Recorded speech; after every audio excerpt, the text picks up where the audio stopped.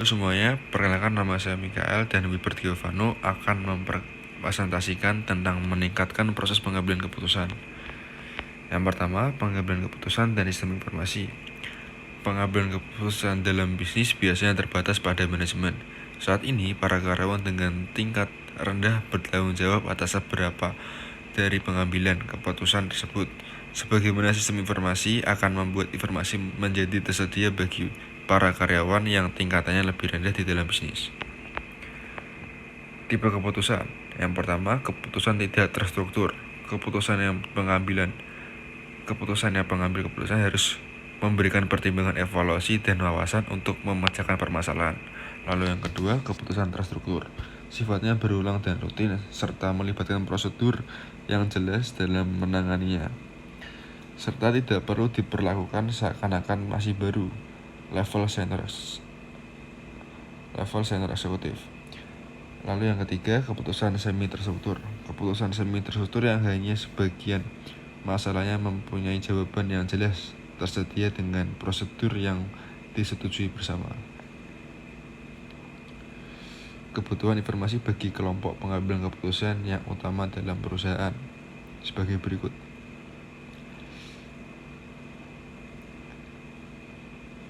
Tahapan pengambilan keputusan. Yang pertama ada penemuan masalah, apakah masalahnya. Yang kedua, penemuan solusi, apa saja solusinya. 3, pemilihan solusi. Lalu yang keempat ada apakah solusi tersebut bekerja. Penjelasan. Yang pertama ada intelijen, terdiri atas menemukan, mengidentifikasi, dan memahami masalah yang terjadi pada organisasi. Mengapa masalah itu terjadi, di mana, dan apa akibatnya yang dialami perusahaan. Yang kedua ada rancangan, melibatkan identifikasi dan pencairan berbagai solusi masalah pilihan. Yang ketiga ada pilihan, tentang membuat alternatif yang dipilih dapat bekerja dan tetap mengawasi seberapa baik kerja solusi tersebut. Lalu yang terakhir ada implementasi, tentang memilih alternatif solusi yang ada. Adalah tentang membuat alternatif yang dipilih dapat bekerja dan tetap mengawasi seberapa baik kerja solusi tersebut. Lalu yang berikutnya ada manajer dan pengambilan keputusan dalam dunia nyata. Yang pertama ada peran manajer. Tanggung jawab manajer adalah mengambil keputusan, membuat laporan, serta menghadiri rapat. Para manajer memainkan peran penting dalam organisasi. Peran individu bertindak sebagai figur utama dalam organisasi ketika mereka mewakili perusahaan kepada dunia luar dan melakukan tugas-tugas simbolik seperti memberikan penghargaan karyawan. Bertindak sebagai penghubung. Peran informasi, manajer bertindak sebagai pusat saraf dari organisasi, menerima informasi terkini yang paling konkret dan mendistribusikan kembali kepada mereka yang memerlukannya. Peran pengambilan keputusan, bertindak sebagai wirausahawan dalam mengusulkan jenis-jenis aktivitas baru, menangani konflik dalam organisasi, mengalokasikan sumber daya kepada para staf yang membutuhkan dan menegosiasikan konflik, dan menjadi penengah antara kelompok-kelompok yang bertikai. Pengambilan keputusan dalam dunia nyata. Yang pertama ada kualitas informasi. Keputusan yang berkualitas tinggi memerlukan informasi yang berkualitas tinggi juga. Yang kedua ada penyaring manajemen. Perhatian pada selektif, fokus beberapa jenis masalah dan solusi. Lalu yang terakhir ada kritik dan inersia organisasional. Keputusan yang diambil perusahaan sering menunjukkan penyeimbang dari kelompok-kelompok yang berada dalam perusahaan. Selanjutnya ada intelijen bisnis dalam suatu perusahaan.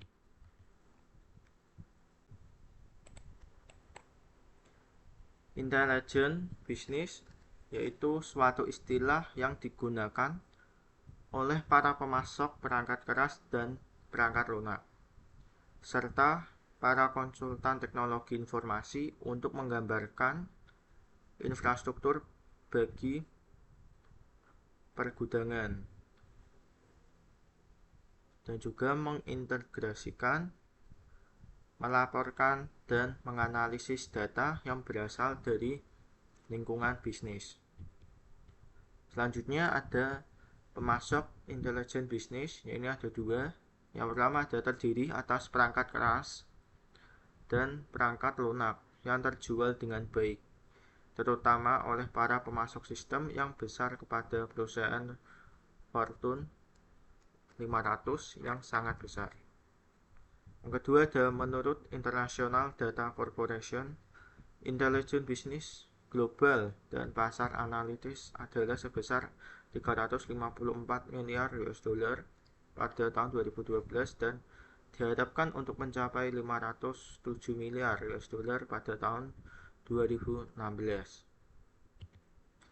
Selanjutnya ada lingkungan intelijen bisnis. Yang pertama ada data dari lingkungan bisnis, yaitu bisnis-bisnis akan berhadapan dengan data terstruktur maupun yang tidak terstruktur dari banyak sumber berbeda, termasuk dari data besar. Data ini diperlukan untuk diintegrasikan dan diorganisasikan sehingga mereka dapat dianalisis dan digunakan oleh para pengambil keputusan manusia. Yang kedua ada infrastruktur intelijen bisnis, yaitu dasar yang mendasari intelijen bisnis merupakan suatu sistem database yang luar biasa yang menangkap semua data yang relevan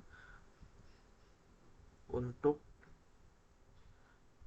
mengoperasionalkan bisnis. Data akan disimpan dalam database transaksional atau digabungkan dan diintegrasikan ke dalam gudang data perusahaan atau serangkaian data MAR yang sudah berkaitan.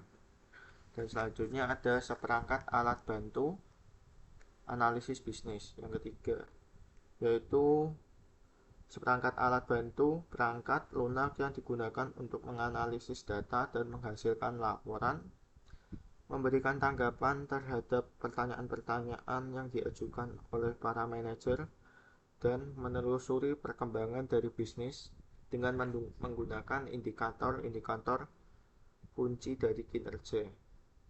Dan yang keempat ada metode dan penggunaan manajerial, yaitu ada perangkat keras intelijen bisnis dan perangkat lunak hanya sama cerdasnya dengan manusia yang memanfaatkannya. Dan yang kelima ada platform pengiriman SIM atau SIM, DSS, dan ESS, yaitu hasil dari intelijen bisnis dan analitis bisnis yang dikirim kepada para manajer dan para karyawan dalam berbagai macam cara. Dan yang terakhir ada yang keenam ada antarmuka pengguna, yaitu pelaku bisnis tidak lagi terikat pada meja kantor dan desktop mereka.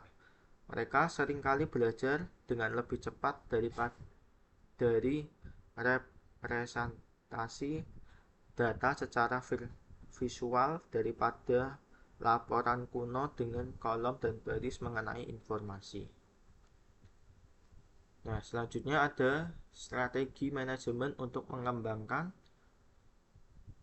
kapabilitas BI dan BA, yaitu terdapat dua strategi yang berbeda dalam mengadopsi kapabilitas BI dan BA bagi suatu organisasi. Satu, solusi yang diintegrasi secara menyeluruh versus berbagai macam solusi yang disediakan oleh para pemasok yang terbaik.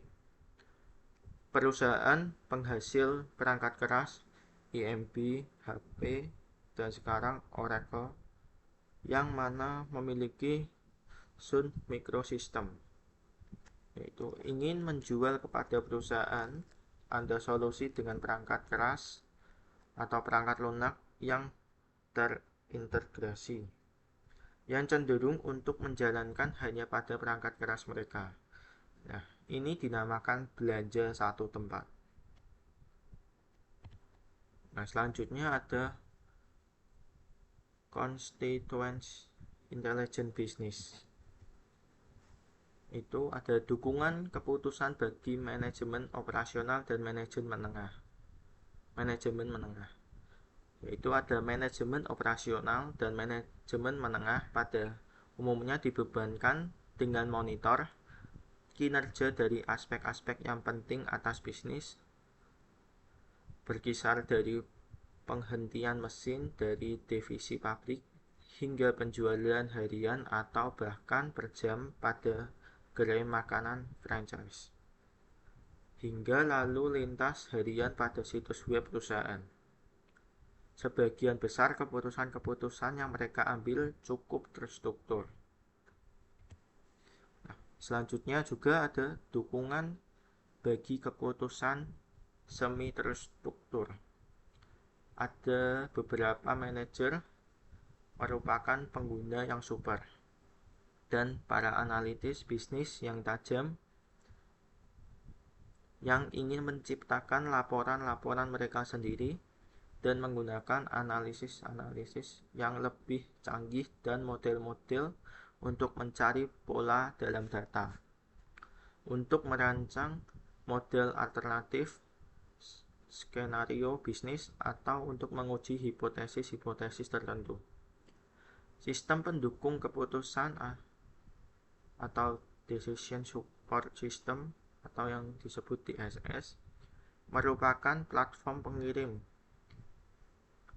BI untuk kategori para pengguna tersebut dengan kemampuan untuk mendukung pengambilan keputusan yang semi terstruktur. Juga selanjutnya ada dukungan keputusan bagi manajemen senior, yaitu ada balance, scorecard, dan metode manajemen kinerja perusahaan. Balance scorecard merupakan suatu kerangka kerja untuk mengoperasionalkan rencana strategis dari perusahaan dengan menitik beratkan pada hasil yang dapat diukur pada 4 dimensi kinerja: perusahaan keuangan, proses bisnis, pelanggan, serta pembelajaran dan pertumbuhan. Metodologi manajemen terkenal yang sangat erat terkait lainnya adalah manajemen kerja bisnis atau Business Performance Management atau BPM. Nah, selanjutnya juga ada sistem pendukung keputusan kelompok atau yang sering disebut GDSS. Nah, apa itu GDSS? GDSS adalah sistem interaktif berbasis komputer yang digunakan untuk memfasilitasi penyelesaian masalah tidak terstruktur oleh sekelompok pengambilan keputusan yang bekerja sama sebagai satu kelompok, perangkat kolaborasi, dan konferensi berbasis web yang menjelaskan sebelumnya membantu beberapa proses pengambilan keputusan kelompok, tetapi fokusnya tetap pada komunikasi GDSS. Nah, selanjutnya adakah pertanyaan dari teman-teman? Bila ada, tulis di kolom komentar ya. Sekian dari kelompok kita. Terima kasih.